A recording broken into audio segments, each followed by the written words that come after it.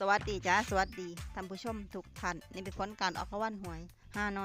อยพิเศษประจำวันที่27พฤษภาคม2569รางวัลเลข2ตัวรางเลขที่ออก57รางวัลเลข5ตัวรางเลขที่ออก91857 91857รางวัลเลข2ตัวบนเลขที่ออก2626รางวัลเลข3ตัวบนเลขที่ออก326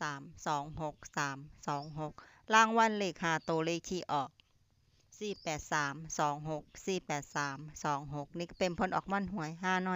อยพิเศษประจำวันที่27พฤษภาคม2569ขอให้โชคดีมีชัยถูกหวยฮานอยพิเศษได้รับเงินกันทุกคนด้วยจ้าฝากไปในได้จ้าซับตะไคร้กดติดตามและเป็นกำลังใจขอขอบคุณทุกท่านที่เข้ามารับชมและรับฟังแล้วมาพบกันใหม่ในผลการออกหวยฮานอยในเวลา 18:30 นาทีในฮานอยปกติสำหรับครั้งนี้